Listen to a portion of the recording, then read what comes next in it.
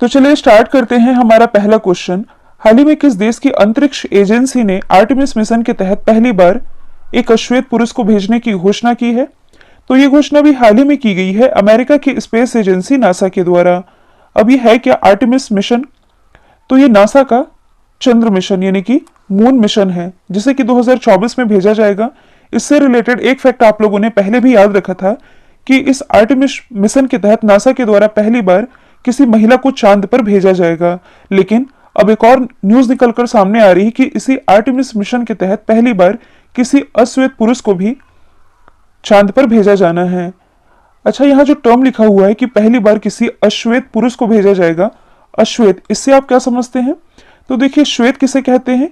Simple है, अंग्रेज इन्हें श्वेत कहा जाता है। अश्वेत कहने का मतलब है ऐसा व्यक्ति जो अंग्रेज ना हो, मतलब कि वह इंडियन भी हो सकता है, इंडियन स्किन का हो सकता है, रेड इंडियन हो सकता है, या अफ्रीकी भी हो सकता है, मतलब जिनकी जो स्किन है ये ब्लैक हो, ये भी हो सकते हैं। तो यही है अश्वेत पुरुष, जो कि पहली बार इस आर्टेमिस मिशन के तहत चंद्रमा पर जाने वाला है। अब इसे तो भेजा जाना है 2024 में, तो इससे रिलेटेड एक मोस्ट इंपॉर्टेंट फैक्ट आप याद रखेंगे। इसी आर्टेमिस मिशन के लिए हाल ही में नासा के द्वारा विश्व के सबसे शक्तिशाली रॉकेट SLS यानी कि स्पेस लॉन्च सिस्टम, ये भी लॉन्च किया गया है। अब हम अमेरिका से रिलेटेड कुछ एक्स्ट्रा फैक्टर डिस्कस कर लेते हैं, जैसे कि यहाँ की कैपिटल करेंसी, प्रेसिडेंट, ये तो आप लोगों को रट ही चुका होगा। आज हम कुछ एक्स्ट्रा फैक्टर डिस्कस कर लेते हैं, जैसे कि ये है नॉर्थ अमेरिका, ये है साउथ अमेरिका, दोनों के ही बीच में एक नहर है जिसका नाम है पनामा नहर। हालांकि अगले क्वेश्चन में हम साउथ अमेरिका के बारे में भी डिस्कस करेंगे। तो नॉर्थ अमेरिका का जनसंख्या की दृष्टि से जो सबसे बड़ा शहर है, ये कौन सा है? ये है मैक्सिको सिटी। और यूएसए और मैक्सिको के बीच अंतरराष्ट्रीय सीमा बनाने वाली जो रिवर है, इसका नाम क्या है? रियो ग्रैंडे रिवर। नॉर्थ अमेरिका, इसे नई दुनिया भी कहा जाता है। और यदि आपसे पूछा जाए कि विश्व का सबसे समृद्ध महाद्वीप ये कौन सा है, तो ये नॉर्थ अमेरिका ही है। और जो न्यूयॉर्क है, इसे द अंपायर स्टेट के नाम से भी जाना जाता है। और भी कुछ फैक्ट है जो कि आप करंट से रिलेट कर सकते हैं। हाल ही में जो अमेरिका है, ये भारत का दूसरा सबसे बड़ा तेल आपूर्तिकर्ता देश बन गया है। इसके अलावा हाल ही में इन दोनों ही देशों के बीच एक ज्वाइंट मिलिट्री एक्सरसाइज है जिसका नाम है वज्र प्रहार। इसका आयोजन किया गया हिमाचल प्रदेश में।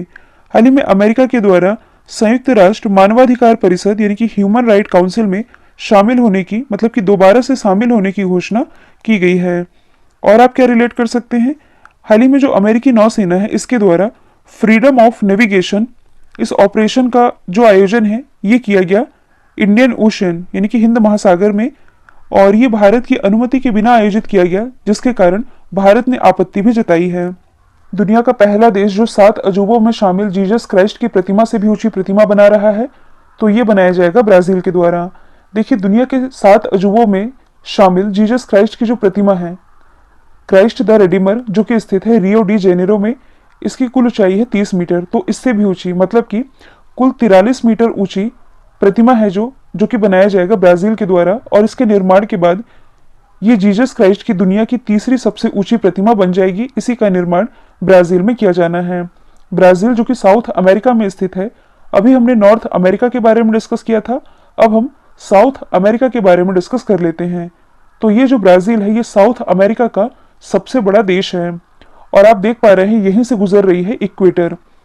तो साउथ अमेरिका के केवल 3 ही देश हैं जिससे कि ये इक्वेटर गुजरती है। कौन कौन से हैं?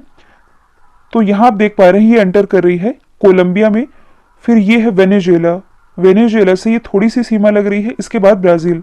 तो कोलंबिया, वेनेजुएला, ब्राजील, इन 3 देशों से गुजरती है इक्वेटर। और देखिए, साउथ अमेरिका में बहुत ज्यादा कंट्री तो नहीं है, तो इसे आप आसानी से याद भी रख सकते हैं। तो आज हम केवल कुछ कुछ कंट्री के नाम याद रख लेते हैं जो कि अभी चर्चे में भी रही हैं। कौन कौन सी कंट्री चर्चे में रही है? तो पहली तो है वेनेजुएला। वेनेजुएला जो कि अभी हाल ही में आर्थिक तंगी से गुजर रही है, जिसके कारण अभी हाल ही में इसने 10 लाख की करेंसी जारी की। और इतनी बड़ी करेंसी जारी करने वाला ये विश्व का पहला देश भी बना है। यदि हम बात करें गुयाना की, तो कुछ दिन पहले मैंने आप लोगों को बताया था कि साउथ अमेरिका का ये ऐसा पहला देश है जहां से भारत पहली बार तेल का आयात करने जा रहा है। फिर है सूरीनाम। तो हाल ही में भारतीय मूल के पहले राष्ट्रपति, मतलब कि सूरीनाम के जो राष्ट्रपति बने हैं, चंद्रिका प्रसाद संतोखी, ये भारतीय मूल के ही हैं। यदि हम बात करें फ्रेंच गुयाना की, अभी हमने डिस्कस किया गुयाना के बारे में, ये है फ्रेंच गुयाना, और इसी फ्रेंच गुयाना से इसरो के द्वारा GSAT-31 ये भी लॉन्च किया गया था। अगला क्वेश्चन है, दुनिया के किस पहले संस्कृत मोबाइल एप्लीकेशन को लॉन्च किया गया है? तो ये भी हाल ही में लॉन्च किया गया है, लिटिल गुरु मोबाइल एप्लीकेशन। तो ये जो एप्लीकेशन है ये संस्कृत सीखने वाले लोगों की हेल्प करेगा, जिसे कि बेंगलोर की कंपनी के द्वारा डेवलप किया गया है। और ये जो लिटिल गुरु संस्कृत मोबाइल एप्लीकेशन है, इसे किस देश के द्वारा लॉन्च किया गया है? तो ये लॉन्च किया गया है बांग्लादेश के द्वारा, जिसके बारे में हम आगे डिस्कस भी करेंगे। अगला क्वेश्चन है, देश का पहला राज्य कौन बना है जिसने अपने टेक्स्ट बुक के लिए ई लाइब्रेरी तैयार किया है? तो ये बन गया है बिहार। जो बिहार है, बिहार में क्या होगा कि कक्षा 1 से 12वीं तक की सारी किताबें, मतलब कि बिहार बोर्ड के कक्षा 1 से 12वीं तक की सारी किताबें डिजिटल फॉर्मेट में यहाँ मिल सकेंगी। साथ ही हर चैप्टर का अलग अलग वीडियो इसमें अवेलेबल रहेगा। और यही जो ई लाइब्रेरी है जो कि तैयार किया गया है बिहार के द्वारा। तो अभी यदि हम बात करें बिहार की राजधानी है पटना, मुख्यमंत्री है नीतीश कुमार, और हाल ही में यहाँ की पहली महिला उप मुख्यमंत्री बनी है रेणु देवी, राज्यपाल है फागू सिंह चौहान। बिहार का शोक ये कहा जाता है कोसी नदी को।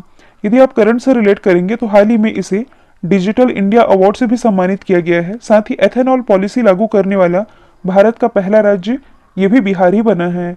2019 में बिहार के कुछ प्रोडक्ट हैं जिन्हें जीआई टैग मिला था। कौन कौन से हैं? जर्दालू आम, मगही पान, कटरानी राइस और शाही लीची। अब इस क्वेश्चन में बात की जा रही है देश के पहले राज्य की। तो जो केरल है ये डिजिटल एजुकेशन वाला भारत का पहला राज्य है। साथ ही सब्जियों के लिए एमएसपी का निर्धारण करने वाला पहला राज्य ये भी केरल ही है। Himachal Pradesh new education policy लागू करने वाला भारत का पहला राज्य है, जबकि जो तमिलनाडु है ये आर्टिफिशियल इंटेलिजेंस, ब्लॉकचेन और साइबर सिक्योरिटी पॉलिसी लागू करने वाला भारत का पहला राज्य बन गया है। अगला क्वेश्चन है, हाल ही में विश्व में सबसे तेजी से टीकाकरण करने वाला देश कौन बना है? तो ये बन गया है अपना देश भारत। दुनिया का सबसे बड़ा टीकाकरण अभियान ये भारत में 16 जनवरी से शुरू किया गया था। उस हिसाब से यदि देखा जाए तो 85 दिनों में लगभग 10 करोड़ से अधिक टीकाकरण यहाँ किए जा चुके हैं। और आप सभी जानते हैं कि भारत में कोरोना संक्रमण की जो स्थिति है ये दिन ब दिन खराब होती जा रही है। जो अपना देश भारत है ये कोरोना से संक्रमित, मतलब कि दुनिया का दूसरा सबसे ज़्यादा संक्रमित देश बन गया है। और साथ ही आप ये भी याद रखेंगे कि हाल ही में जो रशिया की वैक्सीन है जिसका नाम है स्पुतनिक 5, इसे भारत में मंजूरी दे दी गई है। अगला क्वेश्चन है, 74 बाफ्टा अवार्ड 2021 में बेस्ट फिल्म का अवार्ड किसे दिया गया है? तो ये दिया गया है नोमैडलैंड फिल्म को। तो सबसे पहले यदि हम बात करें बाफ्टा की, बाफ्टा यानी कि British academy of film and television award, इसकी जो स्थापना है ये 1947 में की गई थी। हेडक्वार्टर स्थित है लंदन, यूके में। तो देखिए बेस्ट फिल्म का अवार्ड ये तो जीता है नोमैडलैंड ने। साथ ही सबसे ज्यादा पुरस्कार ये इसी मूवी ने अपने नाम किए हैं। इसमें बेस्ट एक्टर का अवार्ड जीता है एंथनी हॉपकिंस ने, बेस्ट एक्ट्रेस का अवार्ड जीता है फ्रांसिस मैकडोनर ने, और बेस्ट डायरेक्टर का अवार्ड जीता है क्लोए झाओ ने, जो कि नोमैडलैंड के ही डायरेक्टर हैं। अब यदि हम अदर ऑप्शन को डिस्कस करें तो देखिए इस साल का जो बाफ्टा अवार्ड है ये तो नोमैडलैंड ने जीता है। लास्ट ईयर का जो बाफ्टा अवार्ड रहा इसमें बेस्ट फिल्म का अवार्ड 1970 मूवी ने जीता था। यदि हम बात करें ऑस्कर अवार्ड 2020 की तो ये जीता है पैरासाइट मूवी ने, जबकि 2019 का ऑस्कर मतलब कि बेस्ट फिल्म की कैटेगरी में ये जीता था ग्रीन बुक मूवी ने। तो ये सभी आप याद रखेंगे। आईपीएल के इतिहास में पहले ही कप्तानी पारी में शतक लगाने वाले पहले खिलाड़ी कौन बने हैं? तो ये बन गए हैं संजू सैमसन। संजू सैमसन जो कि राजस्थान रॉयल्स के लिए खेल रहे हैं।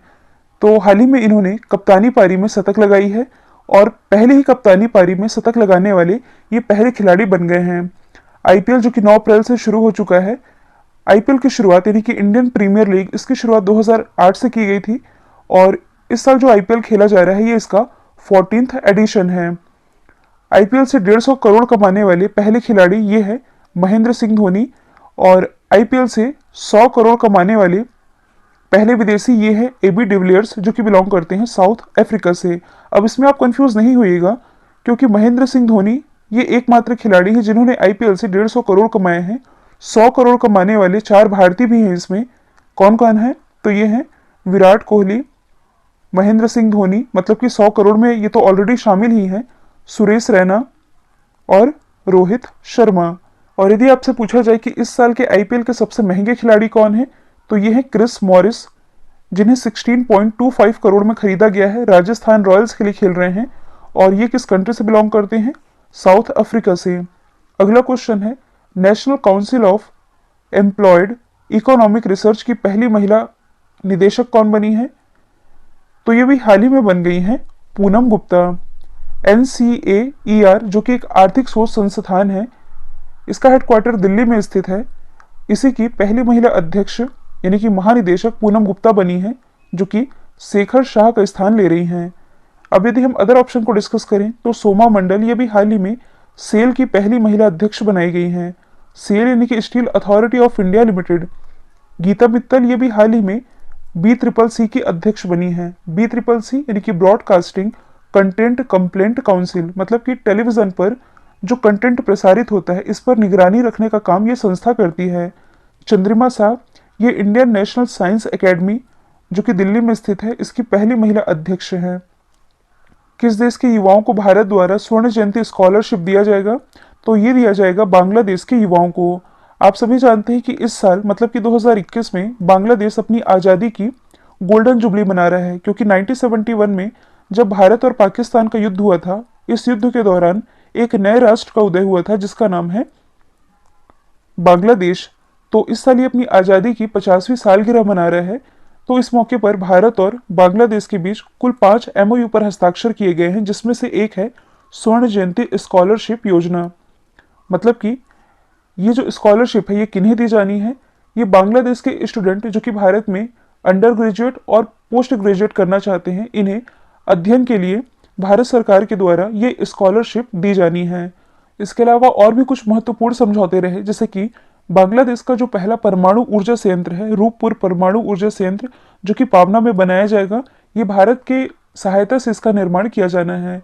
साथ ही भारत और बांग्लादेश के बीच तीसरी पैसेंजर ट्रेन इसकी शुरुआत की गई है। इसका नाम क्या है? तो ये है मिताली एक्सप्रेस। और अभी हाल ही में प्राइम मिनिस्टर नरेंद्र मोदी जी के द्वारा त्रिपुरा में एक मैत्री सेतु पुल का उद्घाटन किया गया है। भारत और बांग्लादेश के बीच ही स्थित है, ये बनाया गया है फैनी नदी पर। अगला क्वेश्चन है, India's power elite caste class and cultural revolution किताब ये किसके द्वारा लिखी गई है? तो ये भी हाल ही में लिखी गई है संजय बारू के द्वारा।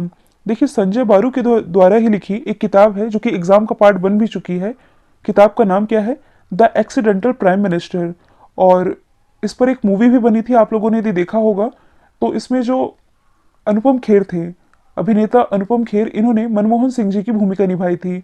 तो ये जो किताब रही थी द एक्सीडेंटल प्राइम मिनिस्टर, ये भारत के पूर्व प्राइम मिनिस्टर मनमोहन सिंह जी पर आधारित थी। जबकि जो पैराडॉक्सियल प्राइम मिनिस्टर किताब है जो कि शशि थरूर के द्वारा लिखी गई है, ये किस पर बेस है? तो ये प्राइम मिनिस्टर नरेंद्र मोदी जी पर बेस है। तो दोनों किताब में आप कंफ्यूज नहीं होइएगा और दोनों ही किताबों के राइटर में आप कंफ्यूज नहीं होइएगा। The accidental prime minister Sanjaya Baru, the paradoxical prime minister Shashi Tharoor. अब यदि हम अदर ऑप्शन को डिस्कस करें तो हाल ही में जो उपराष्ट्रपति M वेंकैया नायडू जी, इन्होंने अपने कार्यकाल के 3 साल पूरे होने पर जो किताब लिखी है, इसका नाम है connecting communicating and changing. Chetan Bhagat के द्वारा हाल ही में लिखी गई किताब का नाम है वन अरेंज्ड मर्डर।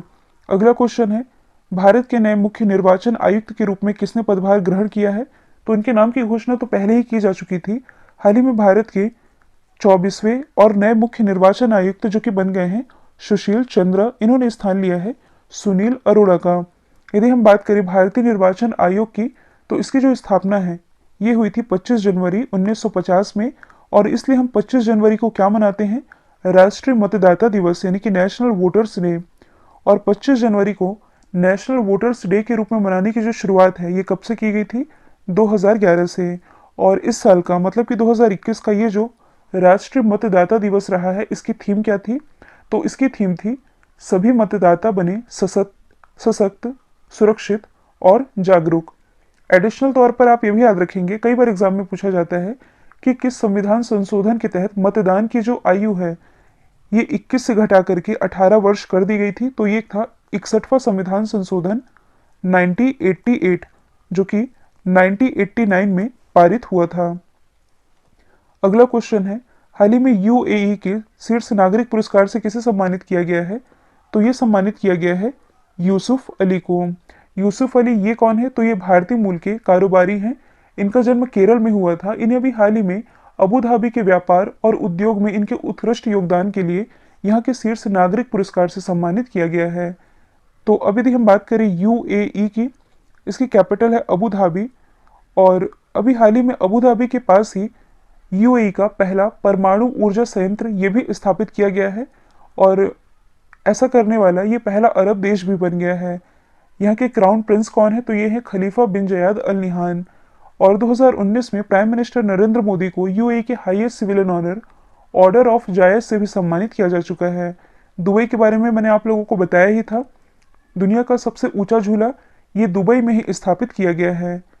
यदि हम अदर ऑप्शन को डिस्कस करें तो कुछ समय पहले ही जो उद्योगपति हैं रतन टाटा जी, इन्हें Indian American chamber of commerce के द्वारा, यानी कि Indo American chamber of commerce, इसके द्वारा लाइफ टाइम अचीवमेंट अवार्ड से सम्मानित किया गया है। किरण मजूमदार शॉ, इन्हें ऑर्डर ऑफ ऑस्ट्रेलिया से नवाजा गया, जो कि ऑस्ट्रेलिया का हाईएस्ट सिविलियन ऑनर है, और ऑर्डर ऑफ ऑस्ट्रेलिया पाने वाली ये चौथी भारतीय बन गई हैं। हाल ही में भारत में एयर बबल समझौते में किस देश को शामिल किया गया है? तो ये शामिल किया गया है श्रीलंका को। और ऐसा तो नहीं है कि इस समझौते में शामिल होने वाला ये पहला देश बना है। इसके पहले ऑलरेडी 28 देश इस समझौते पर हस्ताक्षर कर चुके हैं। आप सभी जानते हैं कि कोरोना के कारण अंतर्राष्ट्रीय उड़ानें तो बंद हैं, लेकिन विशेष अंतर्राष्ट्रीय उड़ानों के संचालन के लिए इन दोनों ही देशों के बीच द्विपक्षीय, मतलब कि दोनों ही देशों की तरफ से विशेष अंतर्राष्ट्रीय यात्री उड़ानें ये चालू रहेंगी।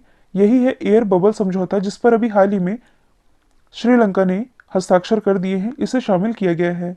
श्रीलंका की यदि हम बात करें तो इसकी कॉमर्शियल कैपिटल है कोलंबो, और अभी हाल ही में कोलंबो में, मतलब कि जो वेस्टर्न कंटेनर टर्मिनल है, इसके निर्माण का जो टेंडर है ये दिया गया है भारत को।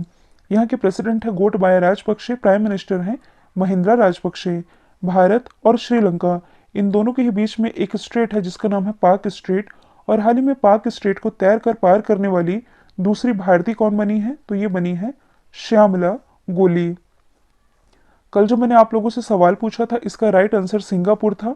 अब आप लोगों के लिए आज का सवाल है, नोरा अलमतरोशी को किस देश की पहली महिला अंतरिक्ष यात्री घोषित किया गया है? तो इसका जो भी आंसर है कमेंट बॉक्स में बताइएगा। वीडियो यदि पसंद आए तो लाइक कीजिए, शेयर कीजिए, और चैनल को सब्सक्राइब करना बिल्कुल मत भूलिएगा। तो आज के लिए इतना ही। Thank you so much.